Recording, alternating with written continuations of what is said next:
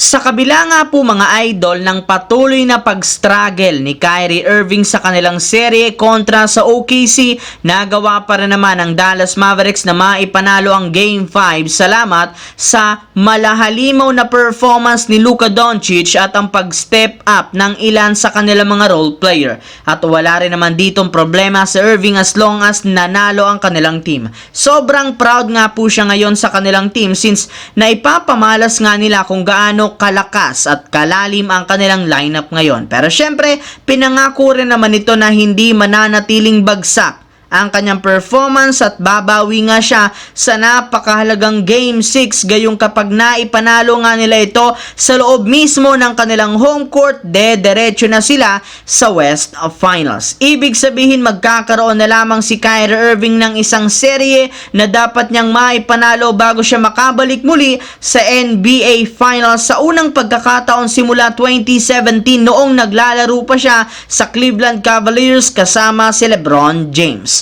Samantala, kahit man mga idol patuloy ang pagganda ng ipinapakitang performance ni Bronny James sa ginaganap na draft combine, marami para naman nga po mga analyst ang naniniwala na hindi pa rin nga daw ito ready maglaro sa loob ng NBA. Maliban nga sa pagiging undersized sa kanyang posisyon, maraming bagay nga daw ang dapat ipa-improve o ipolido sa kanyang skills. Maging ang NBA insider na si Adrian Wojnarowski ng ESPN naniniwala na kahit man makuha si Bronny James sa darating na NBA draft, mananatili pa rin ito sa NBA G League. Yes mga idol, maglalaro lamang nga ito sa kanyang unang taon sa G League para mapa-improve ang laro nito. Pero sa kabila nga po niyan, malaki ang maiaambag nito sa NBA since plano nga nila itong gamitin bilang marketing upang mapataas ang bilang ng mga nanunood sa G League. Para nga po sa inyong kalaman, si Bronny James nga po ang most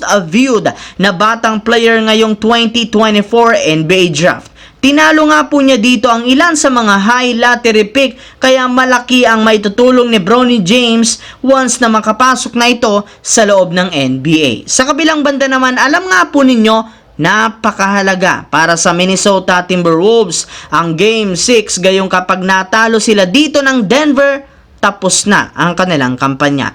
Ngunit kapag naipanalo nga nila, mapipuwersa pa nila ang Game 7. Kaya sa pagsisimula pa lamang nga po ng laro, naging agresibo na at desperado ang mga players sa maaga nilang pag-arangkada. Ngunit sa kabila nga po ng kanilang ginawang adjustment at bagong game plan sa rotation, hirap pa rin naman sila na pahintuin at pigilan ng isang Nikola Jokic. Kaya dahil dyan, dikit at mainit muli ang kanilang laro. Mabuti na lamang nag-take over literal ang kanilang superstar na si Anthony Edwards matapos siyang magpakitang MVP form na kinabiliban ng mga fans. Maging si LeBron, napakomment at hindi na rin naman napigilan ng kanyang sarili na purihin ang ipinakitang tapang at tatag ni Anthony Edwards sa Game 6 dahil nga sa kanya at sa pag-step up ng ilang mga role player na manalo at ma-extend pa ang do or die Game 7 na gaganapin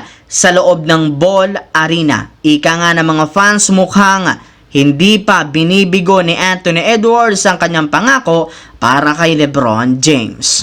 So that's it mga idol. Once again, this is your J-Zone TV. Huwag kalimutang mag-like, mag-subscribe, pindutin ang notification bell sa aking channel para lagi kayo maging updated sa mga videos na pinapalabas ko. Isang malaking shoutout sa lahat mga idol.